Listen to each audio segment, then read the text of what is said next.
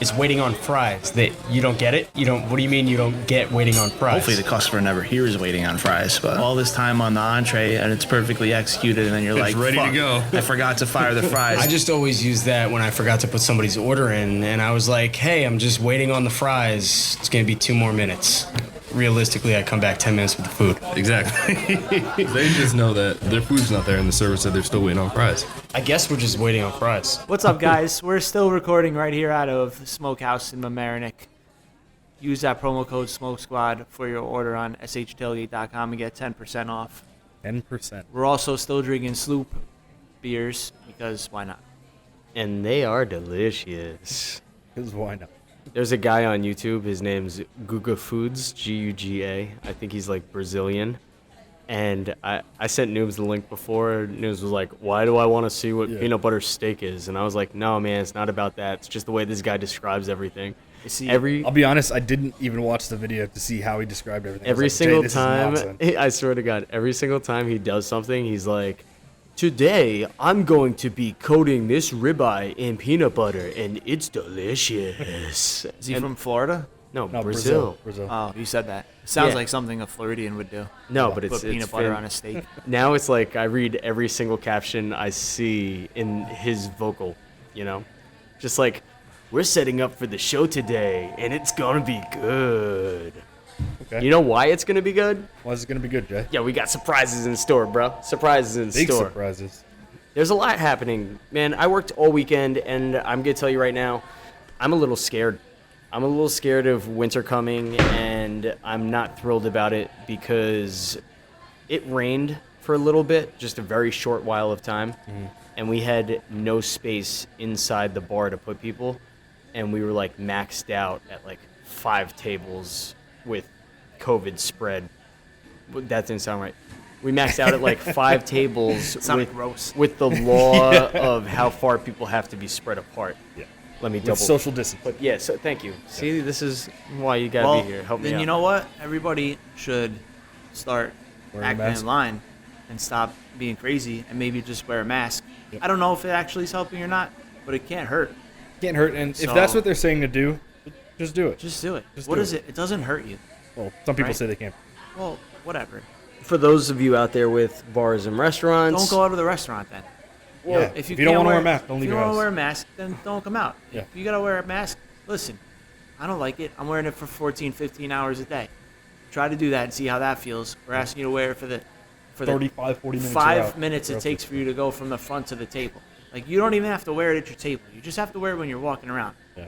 Do me a favor, the guy wearing a mask for 15 hours, and just put your mask on for like 2 seconds so that maybe we don't have to worry about Jay's miserable capacity. December, Christmas, hot winter time incapacity. And Florida, dude, still scared, Florida is out of control. completely out of control. And I say Jay, this as an you gotta tell your ex-Floridian. people. You gotta tell your people. I swear to God, I screenshot things and I send them across to the Floridians all the time, and I go, "What are you all doing down there in your lawlessness zone?" It's tough, but I am scared. I'm scared that winter's going to come, and I'm scared that a lot of these places are going to get shut down. Is that a Game of Thrones reference? No, Winter is coming. but it is a Game of Thrones reference at the same time. But My no, family we just got can't. a house in the north. Literally, that just happened. Justin, King of the North. King of the North! Justin's been hanging out in Maine with the lobsters. But no, in all seriousness, I don't think that people within this industry, maybe besides ownership, are going to be able to survive through a winter if the sun goes away and they I don't know can't if be outside ownership's anymore. gonna be able to survive through a winter. That as well. But I'm not frowning on anybody that's like, you know what, this might not be for me anymore. I'm going to go elsewhere. I'm surprised that there's not more people opening up food trucks left and right now, where it's a lot easier to kind of be maybe in the outdoors. Don't let people off the hook. I'm not. We're talking about Florida's going crazy. They're not listening. They're wilding out. They're just Florida, you gotta get your shit together. They're partying like it's 2019. 2018. Cuomo's over 2018. here threatening the city, Papa Cuomo's gonna ground us all again. and then he followed through because guess what? The city is not allowed to open. And now he put in through some more executive orders that are limiting even more opening. Like if you don't serve food, you cannot open. Now, I saw an article this weekend about a bar that's selling Cuomo chips just so they can serve drinks to their patrons. That's clever. Yeah. and they're also untouchable, I guess, huh? They're buying their way into that one. The SLA has been making their rounds, State Liquor Authority, checking to make sure that things are going okay in Westchester and everyone's abiding by the rules and they're serving food and they're distancing people. Have you had anybody coming here to check up on you guys yet? Not that I know of. I don't know how they go about it. I don't know if they announce when they walk in or they're doing their, I mean, they always had in the past like sting operations where they just send So you a secret technically could've been chopper in checked or out something already. like that. So I don't know if they're coming in with like a badge, SLA badge, checking you out, or they're just, doing a secret chopper type Yeah. thing. Also- I'm going to say maybe they have, maybe they have. I'm glad. I don't know. Either way, yeah. No news is good news in this I situation. was just going to say, with Justin, he's so anal and knowing all of the rules up to date to the moment and following everything that he would never know if the SLA ever walked in here, I feel like. I hope that you're right. Yeah, I'm giving you praise and you didn't even pay me No, I this time. appreciate That's it. another 20 under the table. Come I on. appreciate the I Vote of appreciate the confidence. praise. The praise, the pays. I appreciate the praise, but yeah. I don't know what the laws are in the city at this point now, as these things are ever changing. I will, however, say that I did receive a phone call to one of the summer type locations, to 10 Bar, and they said that they're going ahead and they're opening this week, Congrats. which is Or a lot. congratulations in order. Which is a lot to say for these places that are summer locations, and they're saying, all right, we're ready to go, let's go. What is it going to be, 50% capacity in these outdoor locations, kind of? How much room do you actually have to be able to take people in? And furthermore, on the bartending side, it's like, get your money in now while the summer is still hot and figure it out later on, because if bars have to close back up and nobody's sitting outside, it's going to be tough when they let go of a handful of their staff all over again, and we're looking at unemployment checks for a second time. Are those coming a second time? Like, honestly, how do we even survive another shutdown? Exactly, and I'm sure they'll figure out how to, just raise the debt cap a little bit higher, also, right? But is it's that scary. even good, like, long term? Maybe No. that lets us survive a couple weeks, but I don't think. I mean, we don't have to get into a deep economic conversation, but we're setting ourselves up for some years of hardships, and people are spending like this is, money on top of money, and it's not. And then all of Yeah. a sudden, this money's going to run out, and where are we going to go then? Yeah, and seeing the places that are set up for summer right now, they're definitely thriving. The places that have rooftops that are open, seating people, no problem. They're smiling. The places that every single year only open up in the summer might have one of the best advantages because they know what their costs are. They know how their leases are set up. They might be okay to go ahead and open again next summer, no matter what even happens through the winter. And of course, then there's the other guys that haven't opened locations in the summer just for fear of maybe not wanting to deal with it. They're a little bit older. They're having a little bit more cause for concern of being around the virus itself and are staying in and saying, you know what, this summer we're skipping it. And I know there's a handful of spots through Hamptons or whatnot that have not opened this year. Of course, the Hamptons being the Great Gatsby sexy-like or once sexy-like area of New York's end of Long Island. Could have just said a wealthy area in New York. Sure, but it doesn't paint the parties and fun scenes that you think about when you watch Jay-Z music be the soundtrack of a movie. You know what I think would be helpful?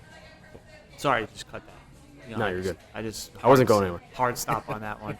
But going Fine, back, he was rambling about selling sex. Going back to the Cuomo talking, threatening, and not really threatening, but just basically, I guess threatening, saying what's going to happen if you don't listen, that kind of stuff. Good idea would be, I had this idea. He should come up with a weekly spotlight where he highlights a restaurant that's doing everything the right way. Right? Instead of, because I had a thought that we have so many places, I don't want to say so many, because I think the majority of restaurants are playing by the rules, are looking out for the safety of their staff, are looking for their safety of their customers, etc. But obviously we have some that are not, and that are not, either they don't know what the rules are, they haven't read through the whole New York forward plan and everything that you're supposed to do, and they're just kind of going, spot to spot on it, or they just don't care what the rules are, Right. They're just doing whatever they do anyway. But we're highlighting that these people are getting away, and it's a little bit, not that they're getting away, but that they're doing it. And I think it's selfish because, I'm not allowed to open my bar and have people at the bar. I can't make that dollar, right? I'm going to listen to the rules. I'm not going to do that. You're going to open up. You're going to let that happen. Now you're making money short term, setting us all up for long-term failure, right? And Cuomo's saying, like, if you do this, I'm doing this. If you do this, I'm doing that.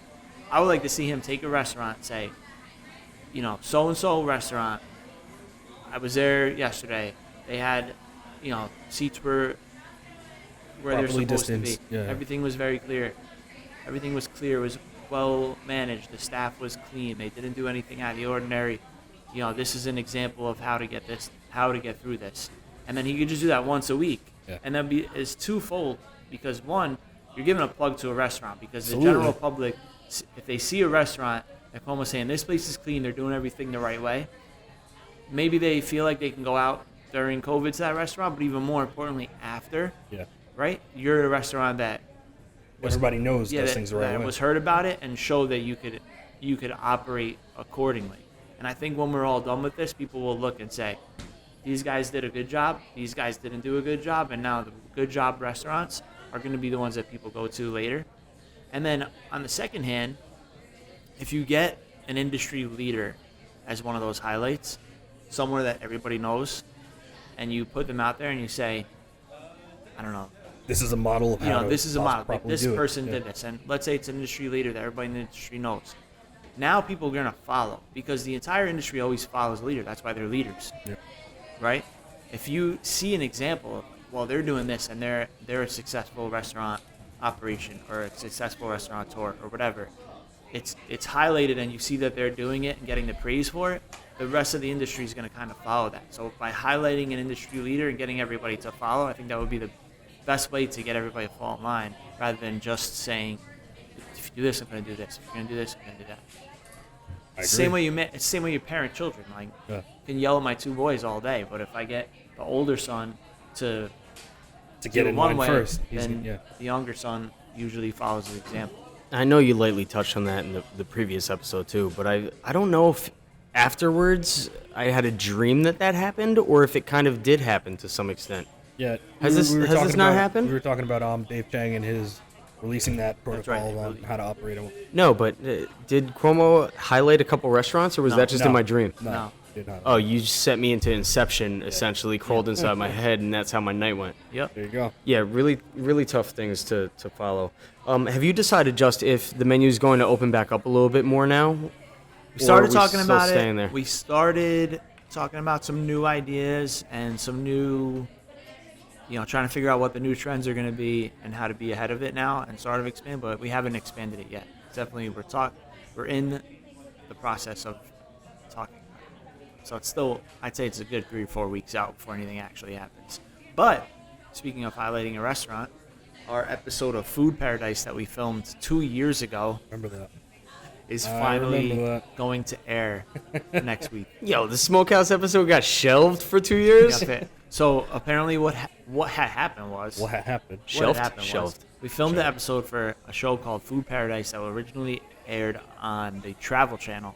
The Travel Channel sold, I guess The show, right? They sold the show. So I guess the Travel Channel pivoted on the type of content they wanted on their network. Sold all their food-related content to the Cooking Channel. That happened about a month after we filmed our episode. So everything up until our season, which we were like episode 2 in the season or whatever it was, got shelved while the transition happened, and all that content had to get transferred from one station to another station. Then the Cooking Channel wanted to reamp their viewers to get on the Food Paradise like viewership. So they weren't just going to pick up where they left off. So they started Food Paradise all over again, with starting from season 1, and we're on like season 10, right? So that's what took so long. So the transition got all the content over. Then they restarted it up to get their viewership back up so that everybody that wasn't watching on Travel Channels that was catch up. cooking up And could that's catch good. up. And now we're up to our season, which is going to air on July 29th. And the show is called Secret Menu. And so it's a show about restaurants with secret menus and stuff you can order off secret menu. I gather What that. day and time is that so people can tune in? July 29th, which is a Wednesday. Wednesday. Very nice. What time? You know what you could do? Which is perfect. Because you could stop by Smokehouse, get some pastrami, take it home, and watch some Food Paradise. Yeah, why not? Pastrami Wednesday. Pastrami. That's a cool deal. Just Wednesday. what'd you guys actually film back there? You know what we Well, filmed? gonna We have to tune in to find out. out. Yeah. That's Somehow what I that's knew what that I was gonna coming. do. That's what I was gonna do, but I knew that was coming. yeah. Sure enough. Okay, and guys, we got some fun stuff happening today. I think, right? We got do have some fun stuff special things happening. I told you I took my father to a Moroccan restaurant because I'm Moroccan for Father's Day, right? You didn't tell me that. No. We have this like weird saying in Morocco where they go, Allah doesn't go to the mountain comes to Allah. And all of a sudden today it's crazy because we didn't go to the Chinese Pagoda yet. The Chinese Pagoda just came to us. Just who's in the building? We got. You want me to call you Catherine or Kat? No, you can say Catherine. Sorry. That was a great intro. And you That just was a blew good it. intro. I didn't know where you were blew the going whole with Now I thing. that. have to do a lot of editing. Oh, I try to always go left to come back right. It really came full Sorry. circle there. Sorry. All right. We have Catherine DeChico from Walter's Hot Dog Stand, and if you don't know what that is, I don't know Missing what you've out been doing. Pretty big time. Yeah, I mean, And now there's really no excuse to miss out because they do ship nationwide thanks to Goldbelly. A service we can get to a little bit later. So growing up, I was a kid that lived in Florida for so many years, and then when I was like 14, 15, I started coming up here to Westchester, and of course my elder pseudo stepbrothers here would take me around to places that like they grew up with as kids, and one of those first places that they took me to was this place that looked like a Chinese restaurant, and as we were approaching, there was like a line down the block.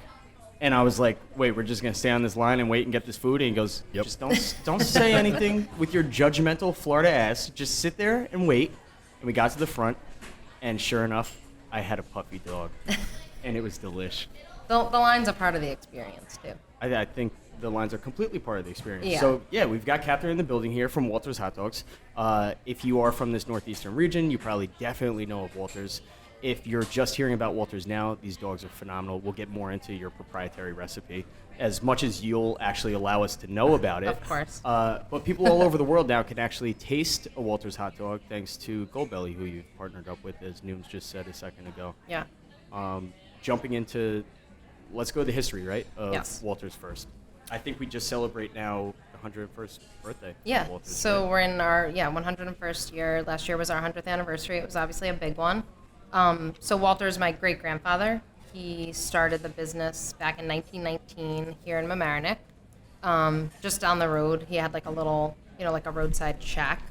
And then in 1928, he built the pagoda, the famous Chinese copper roof pagoda. And he just like wanted something that really stood out and something that people had to stop. They had to stop to see what it was and what the line was about. And, Nailed it. and what the, what food he was serving. So, so he started that in 1928, and then my grandfather took it over, and me, my brother, my sister, my mom are fourth and third generation, like owning and operating the businesses now. So were you like 7, just like working in Walter's, and people are just like, look at this place with the child labor. Yeah, so I've been working there since I was 14, like kind of summers I did as a teenager. When I was young, I used to come down and, make ice cream and ice with my grandfather, and, we loved it because it was like our grandfather's business, and it was just so cool to be there and to see, the customers and the line and our grandfather like doing what he did best with people. And yeah, so I worked there mostly summers, and then had a few other careers in between, and then came back when I was 27. So came back to the business. That's what I was going to ask, if you left and came back. Yeah. Or was there? Yeah, so I went to school, actually majored in music, which is totally different, of course. And then I worked in Manhattan. I lived there for like 7 years or so. And I actually worked at, what kind of brought me back is I worked at a hospitality PR firm, Bullfrog and Baum. And I was doing marketing and PR and social media and branding and menu content and all this stuff for all these restaurants all over the city and all around the country. And I kind of was like, we have this amazing business and I want to bring this back to Walter's. And, even while I was at Bullfrog, I started like social media channels, and I was kind of doing a little bit of it while I was there because I was just so passionate about it. So I brought a lot back from Bullfrog to our business, and since then we've really, we've expanded quite a bit. I think in a lot of times in business too, it helps to have such this well-rounded idea and experience of all different things, where if you would have just stayed in Walters growing up, you would just Right. know about hot dogs and the restaurant, and you would have only seen what happens inside Walters versus kind Right. of being able Absolutely. to say, all right, this is how we get PRs out. And, that's one thing that I think Walters does really well is just Google Walters. Literally, right now, just minimize your phone, open up the internet browser, Google Walters hot dogs, and watch how many things pop up, just Yeah. as far as articles that have been written about the place. And of course, too, over 101 years, that's like traction within itself. So, yeah, you're kind of just capitalizing on the fact that this thing has grown almost bigger than itself at this point, right? Right. Yeah, absolutely. What's cool too is when you look it up, I mean, I'm always seeing new stuff, even if you like do Google image. I mean, you're getting pictures from literally like 1930s till now, like the black and whites and the original pagoda and customers back in the day, eating roadside in their cars and eating in their cars and like out front in front of the stand. And now we have like the seating area and it's a little bit different, but it's still that like roadside family feel. Yeah, just explain that experience when you walk up to Walters. Like paint the people of this picture. Like now or when I was a kid? Because it's definitely different now. Oh, then give us both. All right. Not too different, right? It's like, no, not too different. But now I'm more familiar with you guys. So Yeah. it's like, well, when I was a kid, my earliest memory, it was playing soccer games down here, I think. I'm trying to remember if they played down the harbor or not when I was like 10, 12 years old. But the best part about soccer games is we'd leave, and then I'd sit on the hill across the street from the, because I don't think there was seating out there then, or if there was, it wasn't as much as there is now. No, we didn't have seating back then. So I just sat on the hill Across the street from the across the stand? street, Yeah. and that's where my dad would take us. Now sit on the hill, put a blanket. Hot Dog and- Hill. Yeah, and eat hot dogs. That's what people call it. Yep. And I played soccer so we can go to Walters after. Not That's the a other- good reason to That's play amazing. soccer. So Hate soccer. And for you, that makes sense because I was about to say I don't think I've ever heard you speak about soccer before in my life. So they needed me to run. I had a lot of energy when I was a kid. So, All right, so afterwards you get your treat, right? yeah, and then actually it's weird because that was like a constant in my childhood, and then as a young adult and college age adult, I don't think I went to Walters for a long time. really, I don't know why, just wherever my life circle wasn't around this area. yeah. And then when we opened this restaurant in the Mamaroneck, Then you're like, now I got a I reason to was go like, up the street. oh, we're right down the street from Walters. I remember that. And I went Yep. in and I was like, it's just as good. And it brought me back from, like, you always go back to, you've heard me reference my Yeah. childhood. Everything in food, every belief I have in food goes back to some childhood memory I have. Yeah. And any, like, it should be shredded lettuce because my Uncle Tommy's Deli had shredded lettuce. And it was that connection. Yeah. So I had that right away. And then I became familiar with you guys. I know you guys. So it's a different level now. I can just text and say, can I come pick up some hot dogs from my house? Yeah. So you get up to the board though, and what do you order when you get up finally? You're up next. Dude, Yeah, I'm- what's your want? standard I'm order? traditional. I Justin? just get a couple singles and that's it. 2 singles, and I used to get sodas and stuff, but I don't drink soda. Do you anymore, get so- mustard?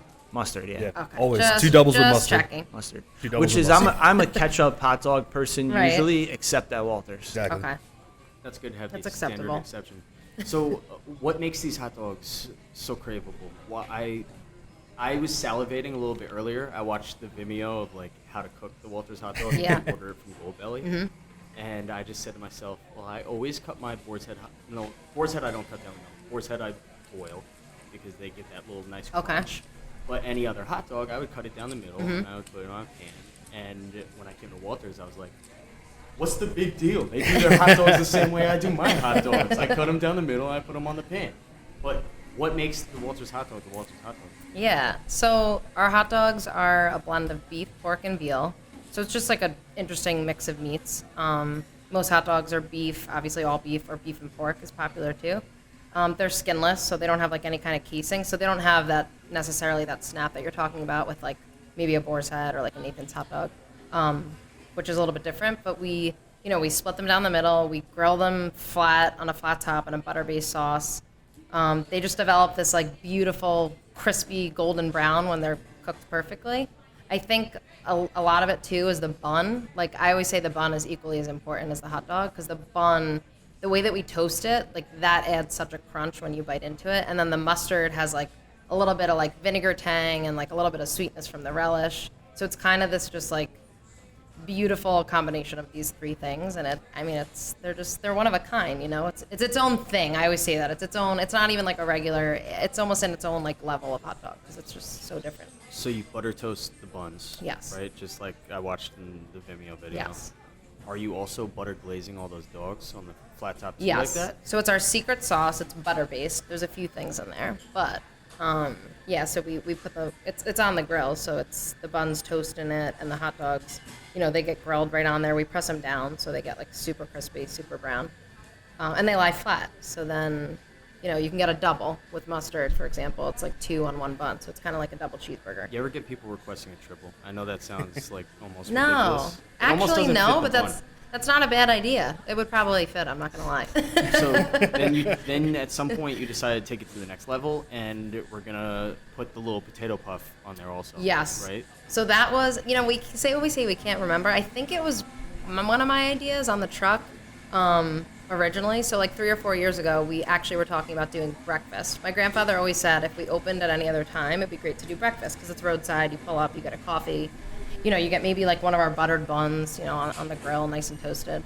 We never did it, but we were talking about doing it on the trucks. And I was like, why don't we put the puffy on the potato puff smashed on the hot dog? We actually did it to begin with eggs. So we did like a hot dog, egg, and cheese with potato puffs, which was amazing. delicious. A lot of work, but it was amazing. I'm gonna ask them next time, Mike. Next time. Yeah, and we did truck events doing breakfast probably for like a whole summer, like a few summers ago. But yeah, we put the puffs on there, and they just add like a whole different element. They're creamy. They're buttery too. It's like a buttery little mashed potato. I'm with you here. Yeah. When I order any bacon, egg, Yeah, you and get the cheese, puffy there's always dog. hash browns on top. Yeah. Like I need that extra little puff feel, if you will, right? Yes. Maybe I should switch to the puffy because I get hash browns on the bacon, egg, and cheese too. See, Puffy you're dog in is my definitely a wheelhouse. way to go. The puffy Yeah. dog's so So good. I should switch my standard order. Well, you've been doing a lot of running, hitting the gym, shit like that. You can afford to do it. I Yeah. have to cut back a little bit. I'm not trying to be out there doing all that stuff. And we do the double puffy, which is obviously the double with 4 potato puffs. Yeah, you know that. Just kind of like the heftiest thing you can get. But She it's, looked right at you when she said know. that. Yeah, it's so good. But we don't do toppings. So for us, the puffs were like we're never trying to like change things really. We just kind of keep what we have and maybe do something different with it. So for us, like the puffy dog is kind of just that. We serve puffs, we serve hot dogs. So why not put them together? Tell me about some of the other staples that are on that menu that maybe people don't typically order. They don't Yeah. realize that are also a staple of the menu. So we always say our Italian ice and our ice cream. When people try them, when they actually get like a scoop, or even at a lot of the private events we do on the trucks, people get the ice cream and they're like, "This ice cream's amazing. Do you guys make it?" You know, we do. We make it all homemade. Every single day we're making ice cream and ice. So I would say those are kind of like the sleepers on the menu. Like people don't, they get milkshakes, but they don't get them enough by themselves. They're phenomenal that they're made with like all fresh, fresh fruits and fresh squeezed lemons and all fresh ingredients. Is making ice cream kind of labor intensive or time intensive? Yes, Noom's it's definitely like, Yeah. yeah. you've It's done I was definitely a actually decent gonna go amount. home and make some ice. Okay. Yeah, it's definitely a labor of love. The Italian ice more so than anything. quick rundown, Noom's on how to make ice cream. I mean, it's a custard base, and then you flavor it with whatever flavor you want to put your ice cream. Like eggs, heavy cream, a little vanilla, and whatever flavor you want. Do you have to aerate this like as it's freezing? Yeah, so I mean, you put it into an ice cream maker, then you pop it in the freezer afterwards. The ice cream maker will mix all the ingredients together and aerate it as you say, cool it down. Okay, it's way harder than what Noom's just made it sound like. I guarantee it. But then it goes into like a hardening cabinet overnight. It has to freeze, then you have to rotate it out. It's just day-to-day How stuff. about things like, what is it, powdered fries? Yeah, I was just gonna say the funnel cake sticks are amazing. So that's actually something new. We probably added them like 4 years ago. But it's literally funnel cake in like stick form. You could get them with powdered sugar. Yep.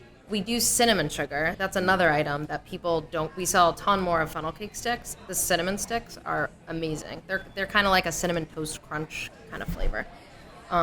They're so good. So that's another item that people definitely don't get enough of. Yeah, and then our curly fries are the most popular. Potato puffs are super popular. And curly fries I've had time and time again. Those are the only fries I typically would get, just because I just have straight fries anyway. Yeah, You're my sexy curly fries. I always right? tell people that. They're like, "What should we get?" And I'm like, "You can get French fries. Our fries are good, but like you can get them anywhere. The curly fries they're lightly seasoned. They have a little bit of crunch. They're so good if you dunk them in the mustard." Curly fries is the best fry other than Potato puffs. the straight up fry. I don't know. I like the potato puffs. I like potato puffs too. So My Wait, second but that's not a favorite. fry. I'm talking about fries. Well, How is it not a fry? It's fried potato. No, but it's not like they're not called potato puff for, French for fries. us, it's a type of fry. Yeah, I agree. It's a But- type of fry. I'd put it in the fry category. The Technically potato puff speaking. is. All right. I'm not gonna. Listen. You're not going to argue. No. That's impressive. I'm not. in I'm gonna save it. in recent years now, Walters has done a huge expansion. From what I once just knew is that, the little Chinese Pagoda in Mamaroneck town, right? And it would be a destination spot because Mamaroneck's not the easiest to get to from the other side, right? You have to drive down into the water side. But now all of a sudden Stanford was open, and then there was the food truck showing up, and then White Plains now also. So this expansion has definitely started, and it wasn't a slow. It was an aggressive expansion, right? Yeah. Well, what I think the decided trucks. it was The time to trucks open? were first, right? Yeah, so it's actually, it's amazing to look back because we've done something. So every year that we've been back in the business, like my brother and I, working with my mom, my sister, we've opened something new, or at least started something new every single year. And that just goes back to, like our passion for the business, but also, when you own a business that you love and you like, you have so many ideas. You never really stop. You never really, your mind's always going with stuff that you want to do. The food trucks were first, so we opened our first food truck in 2015, second food truck 2016. We opened Stanford 2017, White Plains 2018, and then 2019 we launched our retail business with like selling locally to supermarkets and then on Goldbelly. So every year, we've actually done something kind of big. I walked Pretty nice progression. I Yeah. walked into the White Plains location as we were doing a little White Plains filming for coming back after COVID Oh, as okay. a promo. And when I walked into the White Plains location, I smiled heavily because it was like a shipping location. I've been shipping a lot of things through Amazon. Yeah. And for me, I was like, Were there I a lot feel of like I'm- boxes out front? boxes everywhere, things getting ready to get picked up by UPS. Yep. Obviously, we could do this in this time because people aren't really in restaurants right Correct. now anyway. So It came in they're- handy for us, for sure. Completely. Yeah. So the amount of boxes, though, that were going out, I was so impressed. I started, Yeah. prodding and asking questions about, how many hot dogs are going out? Where are these things getting shipped to? Right. How is all this happening right now? And, also, it's kind of a godsend to you, too, because you're getting all that extra business where business has been taken away from, people standing in crowds Absolutely. and lines like that, too. Yeah. For us, during especially the beginning of COVID, we saw such a huge increase in our Goldbelly orders. Simply, I think, because people were home and also looking for a way to support small businesses however they could. We also, maybe when you came, we had just done a Good Morning America, did a huge tri-state small business push. Oh, you know what? I think that was. It might have been. So we Yes. did almost 2,000 orders in, it was 2 weeks. Wow. So just boxes everywhere, ice packs, hot dogs. It was That's a it lot. was really nuts. There was 6 of us doing it every single day. My whole family. We had friends come and help. My husband's sister came and helped because she's a comedian and she was out of work and she's like, I'll help you guys do whatever you need. So yeah, you might have come around that time when they were we were using the dining area for boxing and our U-line box orders, Yeah. and it was organized chaos for sure. But it kept business going during the beginning of COVID, the first 2 months. It kept people working, and it kept a revenue stream for us that otherwise we wouldn't have had. So we were really thankful to Goldbelly. They did a lot of promotion too, and it was obviously a great time for them and for all of their clients that sell on their platform. So Did you have a GoPro or anything set up watching you guys box everything up? So I actually did a few times. I probably did 3 or 4 of them. I didn't get one. I wanted to get a full 8-hour, 9-hour day of us doing it because it's That'd be Nuts. cool That must to have been see. entertaining. It Yeah, was, it'd be cool it to was see. I'd watch crazy. it. And in the back, we were doing it all in the back of White Plains, which looks big if you're not doing this. But when we were doing it, there was literally 6 or 7 people, 200 boxes a day. We had crates of hot dogs, crates of ice. We do regular ice packs too, so we have to put them into like box it up. It was totally nuts. My mom was like taping. She probably taped all 2,000 of those boxes with like the labels. And That's intense. it was Good Morning America was amazing. It was really busy. Goldbelly itself has been super busy too since COVID. Like people have just upped their online ordering of perishables. So I Completely. previously never heard of Goldbelly before. Okay. What is the decision to go with Goldbelly as far as aiding in, I guess, fulfilling or shipping product Yeah. versus just going to something like a Shopify account or Right. something like that? So for us, because we were launching, it was a new business for us. So like Goldbelly really helps you figure out every angle of it. Like we do all the fulfilling. So all they're doing is the back end. Like they host their website, they keep it up to date, they deal with customer service, but we fulfill all the orders. So we're doing like the manual labor day in and day out. But they really walk you through it, and they put a lot of money into marketing and getting the word out there. And especially during COVID, I mean, they stepped it up so much, and they promoted all their clients on Instagram and on Facebook. So for us, launching, is it something you can do on your own, shipping in general, or you could have a fulfillment center do, of course. But for us, the partnership with them is like, it's invaluable. They're awesome. And you're talking about sending out so many hot dogs. Yeah. You're talking about having multiple locations, food trucks. Mom and pop aren't in the back anymore, just making these hot dogs themselves. Right. Right.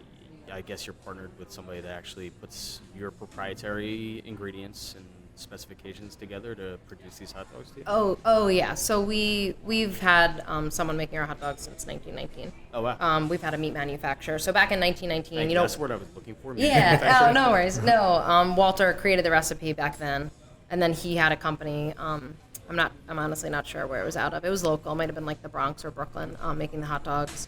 And then we've only been with 2 other manufacturers in the past, so a total of 3 in 101 years. That's a good But they have our proprietary recipe, yeah, and they're cranking out. They make them. Our hot dogs are fresh, so they make them.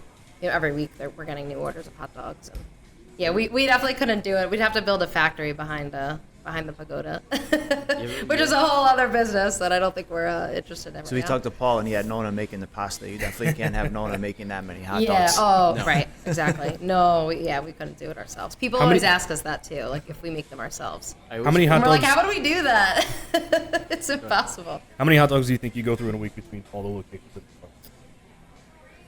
Oh, that's a good question. I mean, definitely 10 to 15,000 maybe. That's intense. But then like, the retail and Yeah. it's a lot of hot Still. dogs moving around small buildings. I don't know where we put them, honestly. It's from like a I know where I put business- them. From a business standpoint too, it's a great thing to be putting out. Things like hot dogs, things like fries, right? They're lower cost. You're able to make margins on it as opposed Yes. to barbecue, which has typically terrible margins because Yeah. the meat is expensive. Right. No, well, yeah. Absolutely. I mean, Justin could attest to that, I'm sure. Yeah. But with that said, too, does that kind of allow you to expand a little bit faster, right? Because cash flow is constantly kind of coming in and allow you to redistribute funds in the right areas to. Yeah, I think that for us, we're lucky. Like, we're so fortunate that we have the Mamaroneck location because that's such a staple here. And even during COVID, I mean, it stayed, slower, but steady. We have like a steady following. We have new people coming. So that platform for us and just people knowing the name and the brand has allowed us to expand. Yeah. Definitely, there's, it, like you said, there's low cost. They're low cost items. It's not like we're, making, like you said, like Justin doing barbecue, which is, you have to prep it, and if you don't go through it, it goes to waste. Like our food is always being used, and it's being used at a high volume and quickly. So we're definitely lucky for that, especially with the trucks too. Our food is also, it's fast food, so it's quick service. So I mean, we're able to do some of these events we do with all of our friends in the food truck industry. They're making, maybe they're doing grilled chicken or barbecue or, pasta, things that might take a little bit longer. But for us, we're cranking out orders, and we're able to do like 1 to 2 minute, 3 minute wait times on the trucks. And even in Mamaroneck, I mean, line down the street, but the wait for food sometimes can be like 5, 6, 7 minutes, even with the line down the street. Yeah. We're cranking it out. We move as fast as we can. So. Listen, I'm happy to wait on the line, all right? My first Are you? experience ever, I was not thrilled about it. And I was like, you're seriously taking me to this place? I'm going to have to wait on this line forever. Yeah. And then afterwards, you just like You learn got to it. love it, Yeah. expect it, and you Right. smile about it, right? Right. And then you get your delicious hot dogs afterwards. Yeah. But you also mentioned, too, with Goldbelly, I'm not looking at anybody behind you. Oh, I'm no. looking around. I get daisy and think, However, with Goldbelly that you mentioned and being able to do retail too, you've kind of diversified, right? The first piece of having something is the staple location here, which is always going to provide some business. The retail now, you're getting business on that side too. So for people that have these restaurants, bars, whatever it is, it seems like everybody that's been able to have diversity and diversify have kind of made it through this the best. Just for example, you don't really rely on Uber too much. You've always done your own delivery and pushed your own delivery, and that kind of. So you're talking about the pivots now? I'm talking about being able to the pivot. pivots, yeah. I love Okay. pivots. It's a great word. But sure enough, too, I hate Paxfana. Uber. I know. Just any chance I can throw that out there. I know it's completely unrelated, but anytime I can say that, it's good. I hear you. For us, during COVID, like what you're saying, but also the delivery for us, especially in White Plains, actually like kind of carried us through. Just being able to do like we do Uber, we do Grubhub, we do DoorDash. So that actually helped us a lot. We don't have our own delivery van or, I think it of was course just you a- do better because you're not paying them these outrageous fees. Yeah, But I think it helped us a personally, lot. personally for us, it's just Yeah. I don't think it was ended up being a good decision for our business. 'cause I mean, in the beginning, it was necessary just Yeah. to help get the name out there and whatnot. Yeah. yeah. So Do you got do your it own now, site. Justin? we do, but I turn it off every night at like 5 o'clock. So Okay. at dinner, I just turn it off. Okay. And I put on lunch because we're not as busy and I have the time. But do you find that they've been having a lot of trouble having drivers come pick Yes. stuff up, which is I wasn't aggravated or frustrated with it until that started happening. Yeah. During the beginning of COVID, there was like no drivers, and that was a Yeah. little hard because we were relying on the deliveries almost some days because we didn't have customers. Right, right. When COVID first obviously hit, but now it's gotten better. White Plains is very heavy on delivery as opposed to like kind of out here where you're a little, it's a little more of the suburbs. So the wait times for delivery is longer in Mamaroneck. White Plains, the drivers show up They're in quicker. Yeah. literally like they'll show up before we even hit confirm. Like it's like they'll be there in 2 minutes, 3 minutes, 5 minutes. Because I'd say I didn't even notice how much I disliked Uber until that started happening. And Yeah. that was the first thing that started happening. And then I was like, what else do I not like about this? if the drivers were here quick, I probably wouldn't even.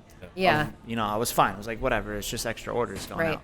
But yeah. No, we relied on it a lot for the 2 months, especially in White Plains, the first 2 months of COVID. It definitely Before moved you business. opened the White Plains location and you were sending the truck out all of a sudden on Wednesdays to the Yes. farmers market there, I was undergoing kitchen renovations, and when that was happening, it was miserable because you've eaten every single takeout item you could possibly. He's eat referring to Right. residential kitchen Yeah, okay. reservations, not like a Got it. commercial kitchen. Correct. Thank you for And clarifying. when the Walters truck popped up on Uber Eats, I was like, this is phenomenal. And also, this is an awesome business thing that's been done where you can take advantage of setting up a food truck in a certain area and have Yes. them actually come to the food truck. Yeah. Is that hard to kind of set up on the back end possibly as far as moving around all the time? And So for us, we have the Uber tablet with us. So we haven't done it as much this year because we haven't been doing the public events. But last year, for example, especially the White Plains Farmers Market or any public event that we were doing in towns around Westchester, you just literally put in your address and you could start doing Uber from there. So it definitely helped at some events, even if there's an event that you're at that's like could be a little slow and it turned out not as you expected. Uber could be something that it's cool with the trucks because you can change the address wherever you go. so hypothetically essentially. today, if you drove up to New Haven, you could just activate that thing from XX location Yes. and somebody will come pick up food. Yeah. That's actually That is kind of very cool. to be Yeah. able to do. No, Yeah. that's what I mean. I just thought for our your business purpose, yeah. personally, whatever. But I see how it works for different Right. formats is definitely beneficial, especially in that format because you could just move around all the time. Yeah. You can't carry your own drivers and just go around everywhere. Right. And I think we're in a unique situation because we're a truck that we don't sit anywhere. So like even for a truck that maybe like our friends that own Suvaki truck, they have a spot in Yonkers and they can do Uber Eats from there every day. So it's almost like a restaurant spot. But for us, we were like, let's just turn it on when we can at public events. If it makes sense and there's like somewhere the driver can pull up, we turn it on and we see if we get orders. Yeah, we did actually have Uber Eats on the other day, and the driver was nowhere to be found, although it said that he was very close. Right. And That sure enough, happens. the back door of the restaurant was locked, and the guy couldn't get through it. And they shut down the streets because they were doing all these conventions and stuff. So having the truck is a godsend. You open two of those back to back. Yeah. White Plains location being downtown, that allows you to do a lot of delivery orders through things like Uber and Seamless. Did you actually? I think I know the answer to this, but did you use the trucks to like scout the location? So like you go to the farmers market and you're like, okay, White Plains could be a location. Was that? I think that we didn't do it on purpose, but having the truck, so we did the White Plains Farmers Market for like 4 years, and having the truck there, I mean, there was a great like turnout of customers every week at the farmers market. So it kind of allowed us to explore the White Plains area a little bit more and find the location that we liked. And it took a few years. It was like 2 years in the making, but having the truck definitely helps you almost like test out different markets and see where your following is the best. We've done things consistently like the market at other venues, and it hasn't been so good. So then you kind of know you're not gonna open like a brick and mortar there, because it's you can see right away where your customer base is for sure. Yeah, that's like a value. Makes sense. It's a really valuable tool, because Mike and I have talked about bringing the trailer. We don't have a food truck, but we have the trailer and we have our van that pulls the trailer. We can make a stand pretty much anywhere we go, but it's not as easy as the truck is. And we always talked about should we do that? That's like a valuable tool. You could set up and just be like, we're gonna be here for a couple months, and just like you say, you could tell if people Just like check the pulse of the area. you could tell if people are feeling you or not before you like commit fully to a spot. Absolutely. Yeah. No, I would definitely suggest that for anyone who has a truck, who maybe, they don't have other locations, but they maybe want to open a brick and mortar. Like, you can test out, if you have your Westchester permit, you can go all over, and you could even, you could test out any area you want, really. There's markets everywhere. There's parking lots. There's like cross-county shopping center, places like that host trucks. So definitely a good option with a food truck.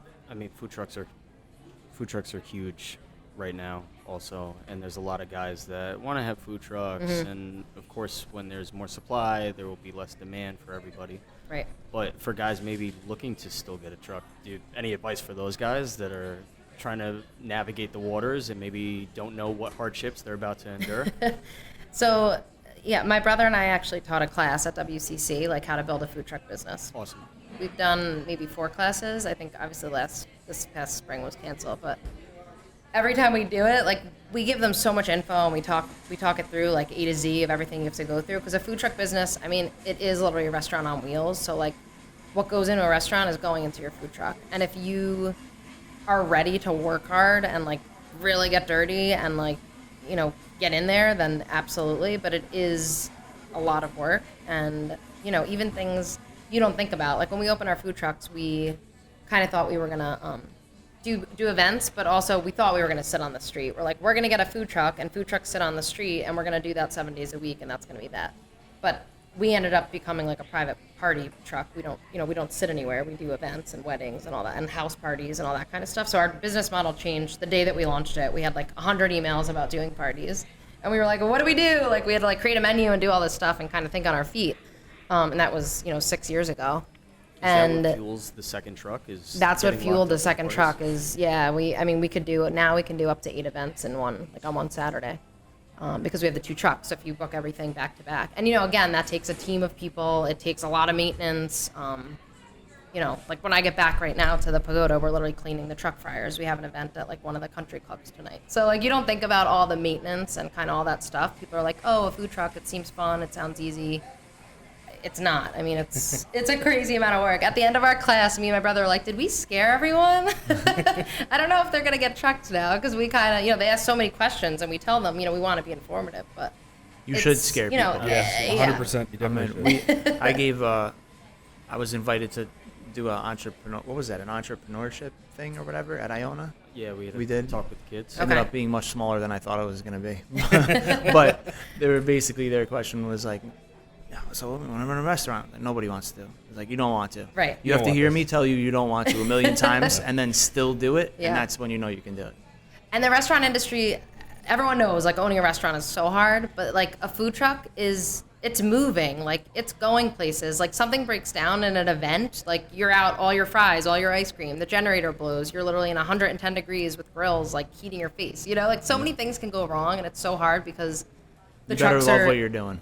You better love it, and like, it's a lot of work, and it's hot, and it's it's moving. So especially as someone who like owns and operates it, you know, a restaurant's one thing, but the truck is, there's a whole added element because it's literally on wheels. So it's like things happen, you have to fix them right away. Are you concerned about putting mileage on the trucks? Do you kind of factor that into your drives and where you're putting the truck, or when it's done, you just redo it? Yeah, no, not for us. I mean, we do everything in the tri-state, and it's mostly in Westchester.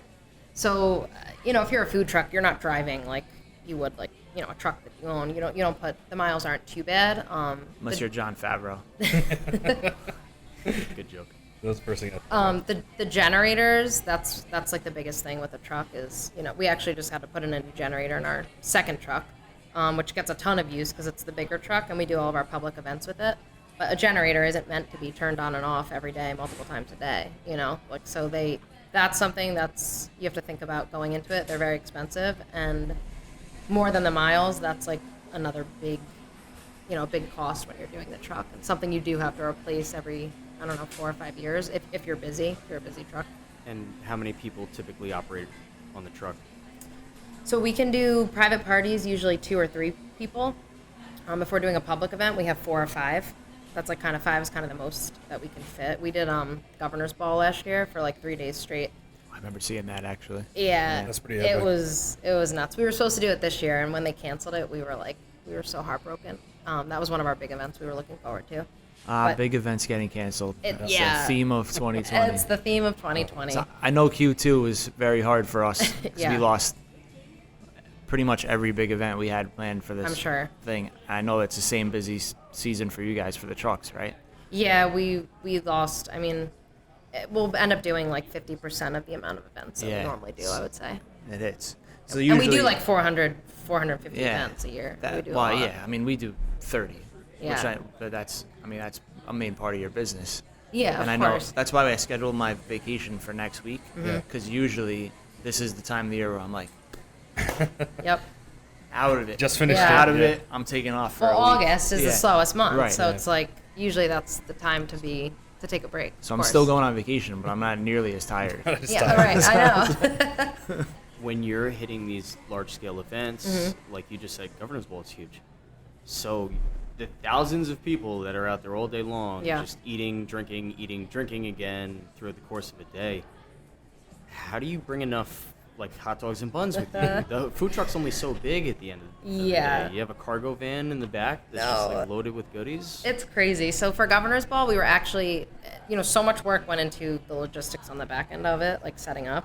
We had to create like a special plug so that we could actually plug in and leave our truck there, because like you can't bring the truck on and off. You have to bring it like the day before it starts, and you take it the day after it ends.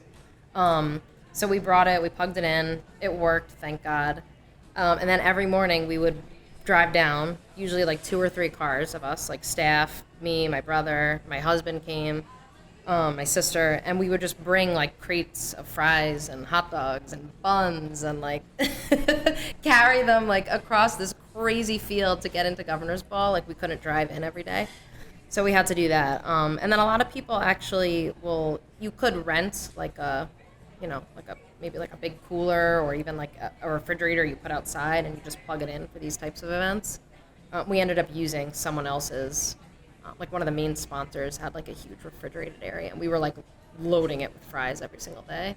But it was totally nuts. I mean, the whole thing was, again, you have to love what you do, because it was like 14, 15, 16-hour days. Yeah. And hot, so hot. Future event, you would certainly rent a fridge with that amount of volume, I guess. Yes, we were excited to do it this year because we were trying to think of ways that we could. We were even thinking of Streamline it having all. one of our vendors like deliver, because it's in, I think it's the Bronx, like deliver their truck every morning to the event. We're like, oh, this is actually a smart makes sense. idea. That Yeah. makes sense. But you don't think of it last year. We didn't know what we were getting into. Yeah. But there's things you can do, but especially with a food truck, I will say you learn as you go. Like you're learning something new about the truck every single day. I mean, I'm still learning, and it's been 6 years. You know, when you do an event of that scale, you've never done it before. You don't know how to you try to make your life easier, but it's definitely hard. My buddy Dave has the pizza truck. Okay. And sure enough, I've been out there where he's like, I just ran out of dough. Yeah. Like, well, you want me to go get you some dough? Like, he's like, no, it's not that simple. So, no. like, yeah, prepping for things like this, Yeah. it's got to be insane to figure out what your numbers are and how many people you're dealing with. Right. For us, again, we're lucky because we we've never run out at an event.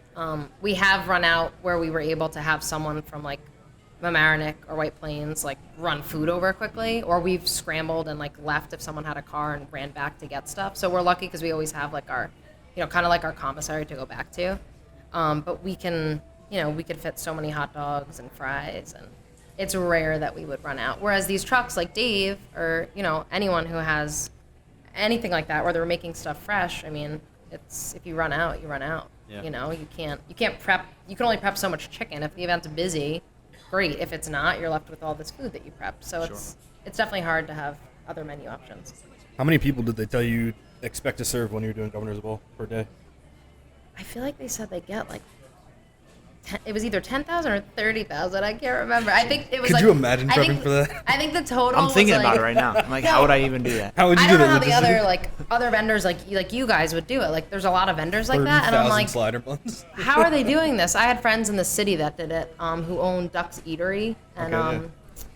Harry and Ida's was like their deli where they did like the famous pastrami sandwiches. But Julie and Will, it's like a brother and sister, and I asked her about Governor's Ball. I'm like, should we do it? But they had such a crazy experience with it because I think it rained the year before for Gov Ball, and they brought all this food, and she said getting it there and like, just like huge things of pastrami and not using it. It was just a nightmare, and I was like a little bit scared, but I'm like, luckily, if you have a truck, it makes it for sure 10 times easier. My biggest fear if we did something on that scale would Yeah. just what you said, not having enough prepared and running out, because then you'd be sitting there saying all the revenue you lost Yes, by you're, not like, kicking yourself. being You're there. just watching it like, walk to someone else's stand. Yeah, to under prepare and then be done before the event is over. Right. Yeah, but ribs for Because 30,000 you people? Yeah, Yeah. How would because you you figure only that have out? one No, shot it's- to make the money at the event. It's Yeah. not like here It's where, impossible. we could sell out a brisket tonight and say it's okay tomorrow. We'll make another brisket. When you do an event like that, That's it.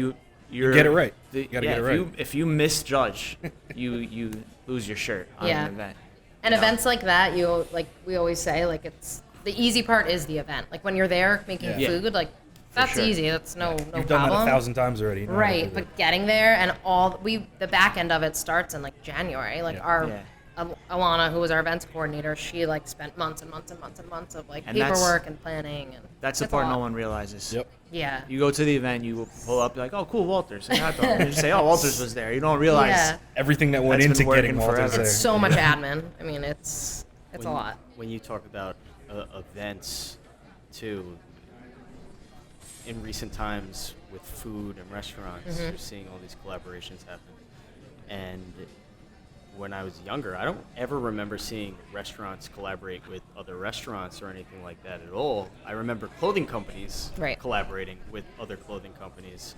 So then I know you've done in the past with Just here at Smokehouse, you've done a collaboration, right? What was that? Yeah, we did a couple Yeah, we times. do it We every opened- year. I yeah, think we we've done it opened 3 our- years. Opened our patio. That was like, well, the first time was just first time. And then we're like, we're going to open the patio of Walters every year. So we did that. I don't know, was it three times? I think Two, we've three done it. I times? think we've Yeah. done it 3 times. Three times. You've done Fortina. Yeah, we did Fortina. We did Hoodoo Brown. We usually do every year. We just did one with them a few weeks ago. They're out in Ridgefield, Connecticut. I think the first one we ever did was with Black Tap, like the milk, the famous I milk. remember drink. which Yeah. one I saw, but Yeah. that's So the that one. was they were actually an old client of the company that I worked at, the like PR firm that I worked at, and one of my old colleagues was like, "Oh, the owner of Black Tap is from here. He's from Yonkers, and he loves Walters." So she was like, "He really wants." They were doing collaborations at the time, and she kind of like coordinated the whole thing and was like, they want to do shakes or something with the shakes at Walters. That was actually like one of the craziest weekends I've ever seen at the Pagoda, and that was like maybe my second year back. So that kind of kicked off like this whole collaboration thing. I think too, like the food industry now, as opposed to when we were all like young and growing up, it wasn't like it is today. I mean, now it's like it's trendy and it's like It's fun entertainment, and it's what people do Yeah. now. It's like, and with social media, it's become huge. So I think that's too why people are, it's more of like a community feel now. I feel like than sure. definitely when we were younger, people want to work together and do fun stuff. And to Keep it fresh. To keep to that point, I see so many times where owners are like at each other's throats. The guy across the street with his blah blah blah. Yeah. Like, and to me, it feels so easy to just be open armed and have that type of unity that you speak of, that Justin knows as well.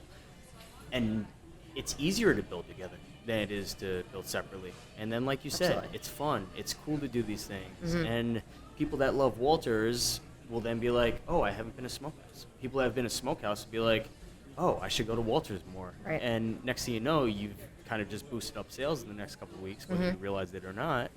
And everyone's having a ball. Yeah. Versus, for instance, your other neighbor, for somebody whose mentality is very closed off, that don't want to do anything together, that don't want to reach out, don't want to discuss sales. Hey, what are you guys doing this week for Super Bowl, blah, blah. Right. Maybe we can coordinate. Oh, you're doing trivia on Tuesday? Maybe I'll do trivia on Wednesday instead. So we're Yeah. not just at each other's throats, and we build the business up all around. Yeah, I think we're all about like community, and we're not into like the whole competition thing. Like I want every food truck that I'm friends with to be successful. We recommend food trucks for things, especially when we can't do them. We're like, but we know all these food trucks and they're awesome.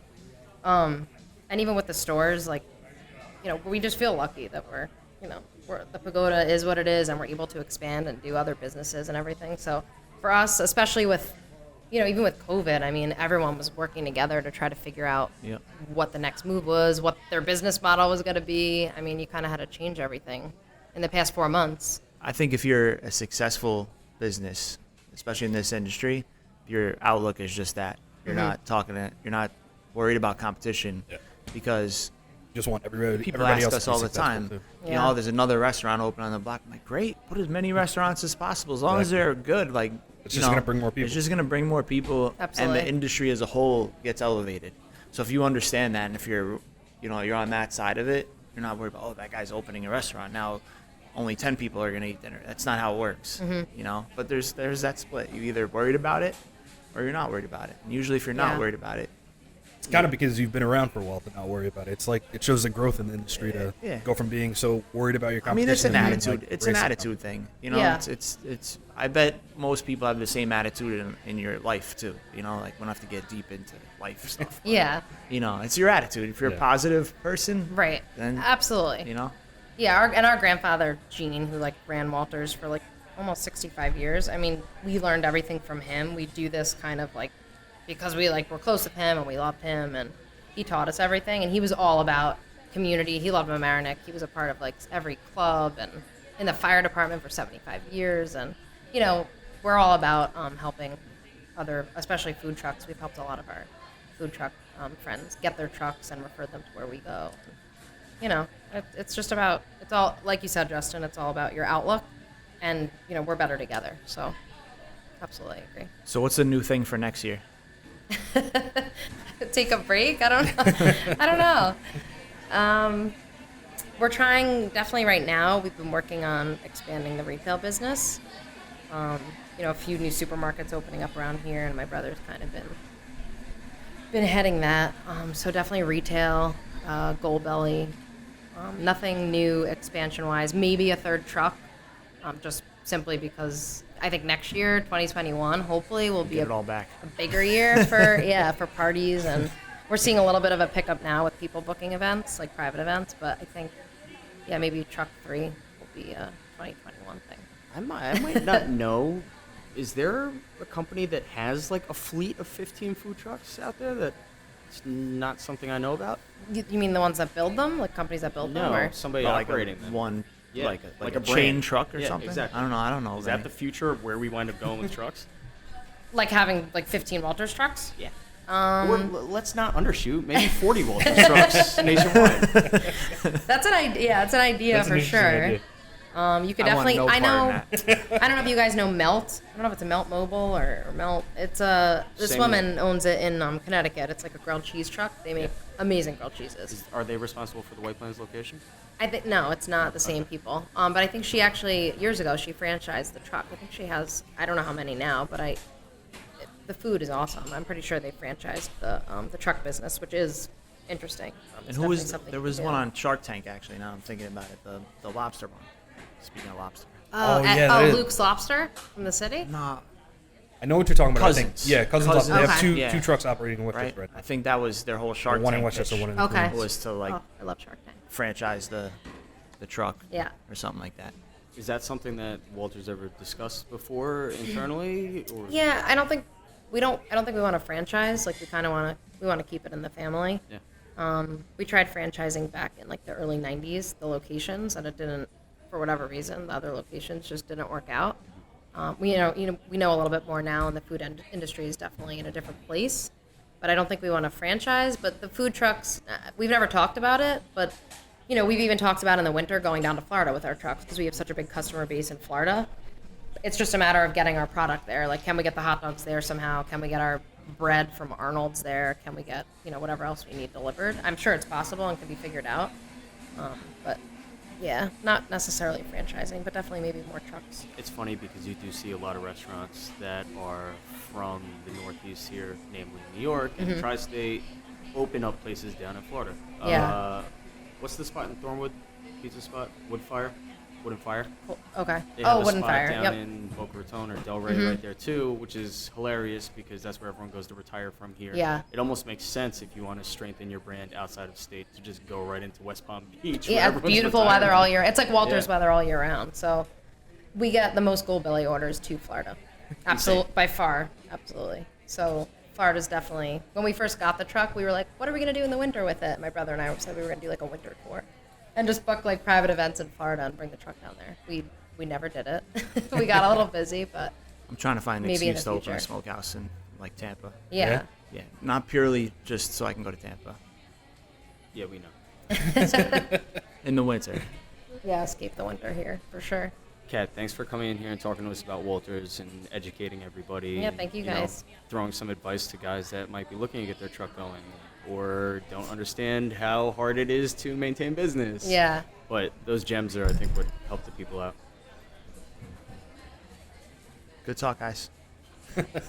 Don't forget to smash that like and subscribe button because, algorithm. It's time to go get a hot dog.